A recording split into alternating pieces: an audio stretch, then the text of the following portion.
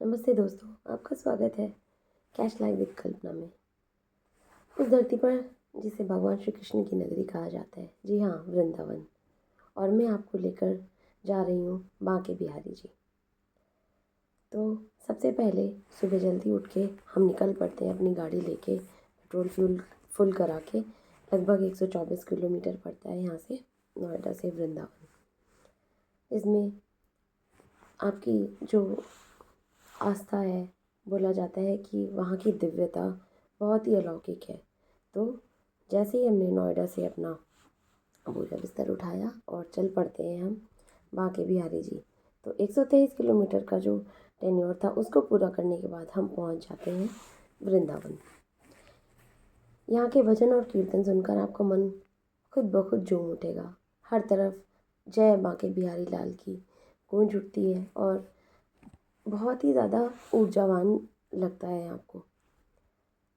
यमुना नदी के किनारे कहीं पे विश्राम घाट है और वहाँ पे नौकाएं चलती रहती हैं नौका विहार करने के लिए। तो जब आप दर्शन कर लोगे तो आप नौका विहार ज़रूर जाइएगा। और ये जो पूरा ब्रिज एरिया है, तो वहाँ के कण कण में जो है बांके बिहारी जी यानी कि श्री कृष्ण जी का वास है। बांके बिहारी मंदिर, जहाँ एक ही प्रतिमा में दो प्राण बसते हैं, जिनके दर्शन मात्र से ही आपकी सारी मनोकामनाएं पूर्ण हो जाती हैं। बांके बिहारी मंदिर, पल भर में पर्दा हटे वो नैनामृत मिल जाए, बांके बिहारी के दर्शन में जीवन का हर सुख पाए। भारत एक ऐसा देश है जो अपनी कला और संस्कृति के लिए दुनिया की में एक अलग पहचान रखता है। आइए मेरे साथ, मैं आपको एक ऐसे अनोखे सांस्कृतिक स्थल पर ले चलती हूँ जहाँ के राजा स्वयं बांके बिहारी जी हैं, जिनके चरण कमलों की दुनिया दीवानी है, जिनके चरणों की धूली या चरण दर्शन के लिए लोग दूर दूर से, देश विदेश से आते हैं।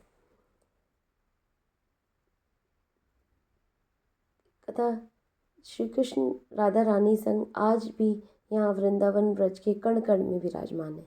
श्री बांके बिहारी जी की एक झलक पाकर भक्त भाव विभोर हो जाते हैं। ऐसे हैं हमारे मोहन प्यारे श्री बांके बिहारी जी। यहाँ की कुंज गलियाँ और यहाँ की भीड़ भाड़, उसमें भी आपको एक अलग ही सुख मिलेगा। दर्शन के टाइम पे भी आपको बहुत भीड़ मिलेगी, लेकिन आपके मन में भी बांके बिहारी सदा ही आपकी जय हो, ये जयकारा आप बोलते रहोगे, आगे बढ़ते रहोगे और आप दर्शन पाओगे। तो आपको एक अलग सी अनुभूति होगी। इनके बारे में अगर हम कहानियाँ सुनाने लगें तो शायद कभी ख़त्म ही नहीं होगी। अगर आपने बांके बिहारी जी के बारे में सोचा है तो शायद आपके मन में भी बहुत सारे सवाल आए होंगे कि बांके बिहारी जी यहाँ वृंदावन में ही क्यों विराजमान है, या बिहारी जी प्रकट कैसे हुए, इन्हें बांके बिहारी जी क्यों कहा जाता है। चलिए आज हम इन सारे सवालों के जवाब ढूंढते हैं और जानते हैं अपने प्राणाधार श्री बांके बिहारी जी के बारे में। स्वामी हरिदास जी, जो कि तानसेन के गुरु थे, निधिवन, वहाँ पर उन्होंने जो है 12 साल तक आराधना की। और जो गायन आराधना जिसे कहते हैं, क्योंकि अब रागों के गुरु थे वो, तो उन्होंने आराधना की और भगवान श्री कृष्ण जी और राधा रानी हमेशा उनको दर्शन देते थे। तो एक बार उन्होंने अपनी तप में यानी कि गायन में विलीन होकर श्री कृष्ण और राधा जी का जाप करने लगे और गाना गा रहे थे। तभी भगवान श्री कृष्ण और राधा रानी जी ने प्रसन्न होकर उन्हें दर्शन दिए। ये बात जब हरिदास जी के शिष्यों को पता चली तो उन्होंने भी अपने मन से ये भाव प्रकट किया कि अगर श्री कृष्ण जी और राधा रानी आपको दर्शन देते हैं तो हमें भी देना चाहिए। तब श्री हरिदास जी ने अपने शिष्यों की जो बात को मानकर श्री कृष्ण जी और राधा जी से आग्रह किया कि मेरे शिष्य भी आपके दर्शन करना चाहते हैं। तो उनकी भावनाओं को ध्यान में रख के उन्होंने ये बात राधा जी और कृष्ण जी से कही। श्री कृष्ण ने उन्हें दर्शन दिए और उन्होंने राधा रानी और श्री कृष्ण जी से अपने शिष्यों की जो भी इच्छा थी उन्हें बताया, तब श्री कृष्ण और राधा जी ने उसी स्वरूप में वहाँ ठहरने की बात कही। इस बात पर स्वामी हरिदास जी ने कहा, प्रभु क्षमा करना, मैं बहुत खुश हूँ, आप मुझ पर प्रसन्न हुए। परंतु श्री कृष्ण जी और राधा जी की ये बात जो है जब उन्होंने कही तो उन्होंने कहा कि प्रभु मैं आपको तो जैसे तैसे रख लूँगा, पर राधा माँ को मैं कैसे रखूँगा, कहाँ से लाऊँगा मैं उनके लिए वो सुंदर वस्त्राभूषण और रोज़ रोज़ नई पोशाक। उन्होंने कहा, प्रभु मैं तो संत हूँ, बहुत विधि विधान नहीं जानता, और मैं आपको तो जैसे तैसे रख लूँगा, राधा रानी तो महारानी है, उन्हें कैसे रख पाऊँगा, कहाँ से लाऊँगा मैं रोज़ सुंदर सुंदर वस्त्राभूषण गहने। ये सुनकर भगवान श्री कृष्ण मुस्कुराने लग जाते हैं और राधा रानी और कृष्ण जी एकाकार होकर विग्रह रूप में प्रकट हो जाते हैं।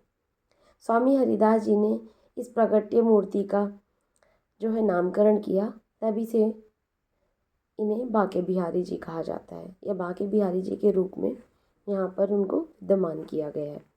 तभी से बांके बिहारी जी की पूजा होने लगी और यह मूर्ति जिसमें राधा रानी और श्री कृष्ण जी के प्राण बसते हैं विग्रह रूप में स्थापित की गई, जिनके दर्शन मात्र से ही लोगों की मनोकामनाएं पूर्ण हो जाती हैं।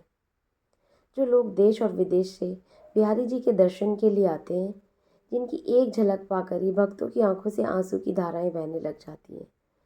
बांके बिहारी जी को युगल स्वरूप भी कहा जाता है, क्योंकि इसमें राधा रानी और कृष्ण जी के प्राण बसते हैं।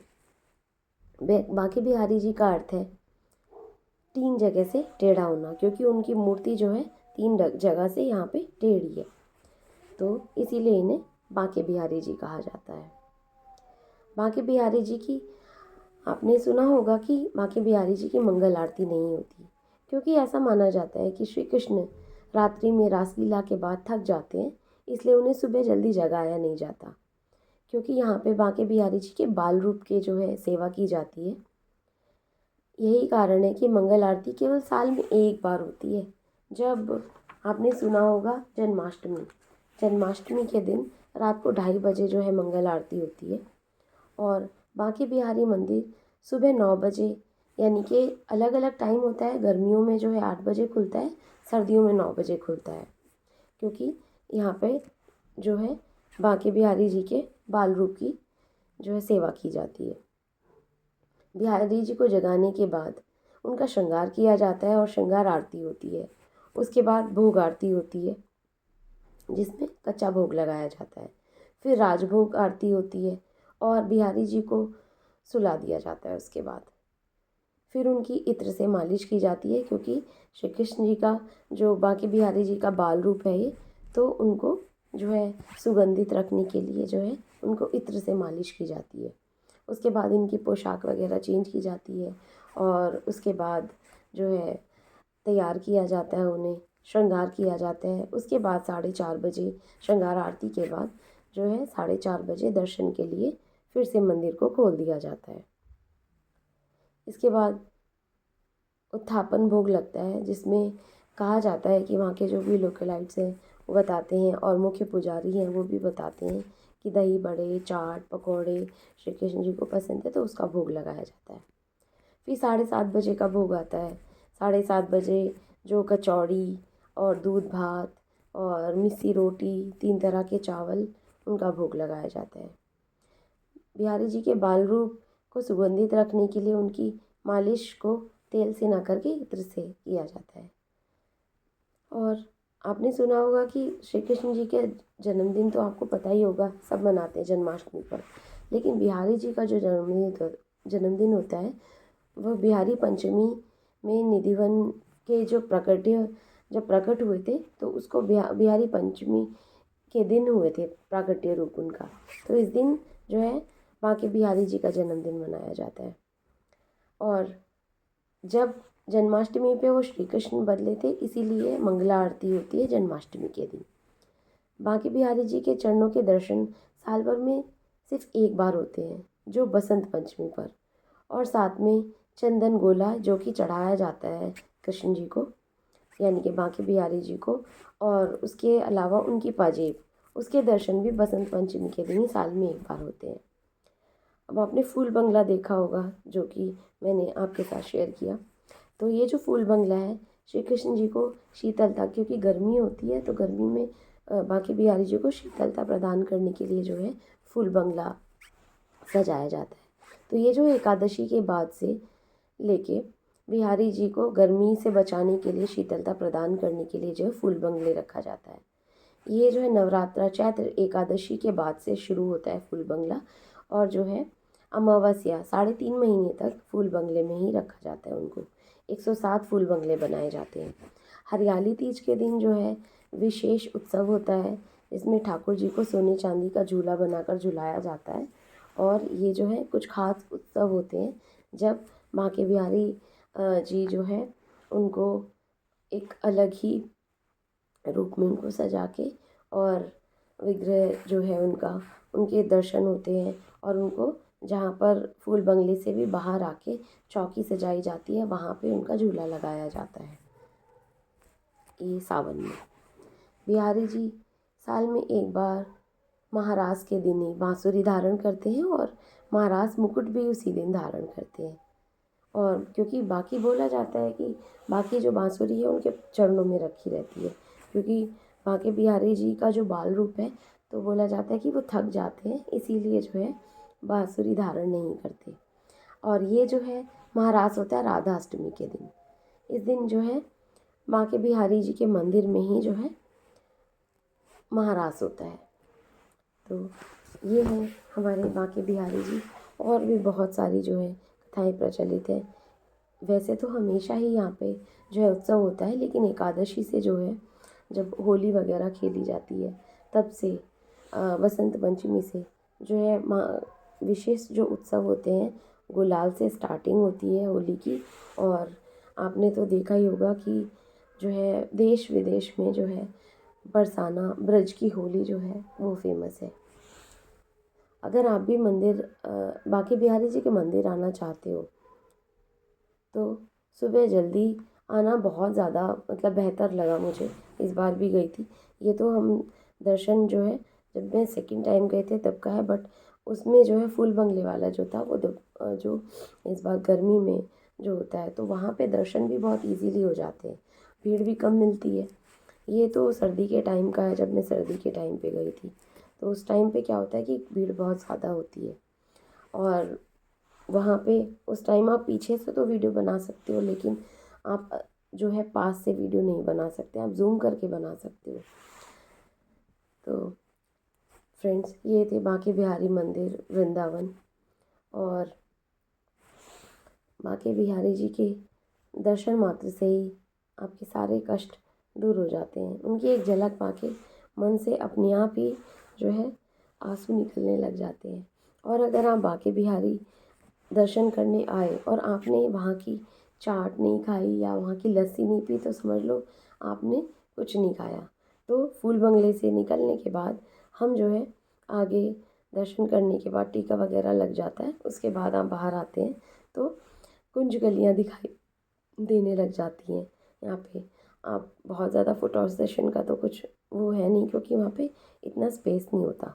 और जैसे ही हम लोग बाहर निकलते हैं तो वहाँ पे जो है आप गली में निकलेंगे, वहाँ पे आप कचौड़ी चाट वाली जो दुकानें हैं वहाँ जा सकते हो, लस्सी पी सकते हो। और ये जो है पूरा हमेशा ही वहाँ पे जो है भीड़ लगी रहती है। पेड़े वहाँ के बहुत फेमस हैं, तो आप पेड़े जो है लेके जा सकते हो प्रसाद के रूप में। और उसके अलावा जो है लस्सी ज़रूर वहाँ पे ट्राई करिएगा। उसके अलावा और भी बहुत सारी चीज़ें हैं, जैसे बेड़ई पूड़ी, और उसके साथ एक सब्ज़ी मिलती है। उसके अलावा जो है ढोकला खा सकते हो आप अगर नाश्ते में। और बाकी जो भी और चीज़ें हैं, जैसे कि रबड़ी मलाई, और उसके साथ जलेबी भी मिलती है, वो आप खा सकते हो। और इसके आसपास ही कुछ भी छोटी मोटी चीज़ें, और बोला जाता है कि लोग जो लड्डू गोपाल लेके जाते हैं वो भी यहीं से लेके जाते हैं। तो उनकी जो है सेवा करनी होती है, पोशाक बड़ी सुंदर सुंदर मिलती है वहाँ पे, तुलसी मालाएं बहुत अच्छी मिलती हैं। तो ये वाले जो मार्केट में हम घूम रहे थे, तो यहाँ पे तुलसी मालाएं, श्री कृष्ण जी की पोशाक बहुत ही सुंदर मिलती हैं। और ये कचौड़ी वाली शॉप है, काफ़ी फेमस। यहाँ पे खाना पीना हम तो खा के निकल रहे थे, तो आई थॉट कि एक छोटा सा क्लिप बनाया मैंने। और भीड़ हमेशा ही बहुत ज़्यादा रहती है, तो इसीलिए अपने सामान का भी वहाँ पे ध्यान रखना चाहिए। और यहीं से निकल के आप टाइम से अगर निकलते हैं तो उसके बाद आप यहाँ से निकल के निधिवन जाइए। निधिवन क्योंकि 12 बजे तक ही खुलता है, और इसी के पास ही आप नौका विहार कर सकते हो, यमुना मंदिर जाके देख सकते हैं, राधा रमन जी का मंदिर देख सकते हैं। और उसके अलावा जो है मिठाई यहाँ की जो है अच्छी मानी जाती है, तो यहाँ की मिठाइयाँ खा सकते हो। और बाकी बच्चों का भी ध्यान रखना चाहिए थोड़ा सा, क्योंकि किशु तो बहुत थक गई थी, तो हम थोड़ी देर वहाँ पे बैठे, वेट किया, थोड़ा सा रेस्ट किया, और उसके बाद हम जा रहे थे। क्या कहते हैं, निधिवन का ही प्लान था, क्योंकि हम 7:30-8 बजे तक हम वहाँ से दर्शन करके निकल चुके थे। तो बस उसके बाद जब हमने दर्शन किए, हम निकल पड़ते हैं जो है निधिवन के लिए। और निधिवन का व्लॉग मैं आपके साथ ऑलरेडी शेयर कर चुकी हूँ। तो इसी सीरीज़ में ये जो है जितने भी सारे मंदिर हैं, धीरे धीरे मैंने सारे व्लॉग्स आपके साथ शेयर किए हैं। और आप भी मुझे ज़रूर बताइएगा, आप मथुरा वृंदावन कब गए थे, और कौन से मंदिर हैं जो आपने घूमे थे। आपके कैमरे की नज़र से जो मथुरा वृंदावन है कैसा लगता है। और जब आप निकलते हो बांके बिहारी जी के दर्शन के बाद, तो बस मन से एक ही चीज़ें निकलती हैं, थामे रहो बांके बिहारी का हाथ, मौत कर देते वो तुम्हारा साथ। वो दौलत का जोर लगाते रहे, और हम बांके बिहारी का शोर मचाते रहे। अंदाज हमारे कुछ निराले हैं, क्योंकि हम बांके बिहारी की उपासना करने वाले हैं। युगों युगों से ही बनती है कभी कभी बांके बिहारी गौर सी जोड़ी, एक बभूति वाले बाबा, एक Gauri Gauri. So stay tuned with me guys. Please share and subscribe the channel for more videos. Thank you.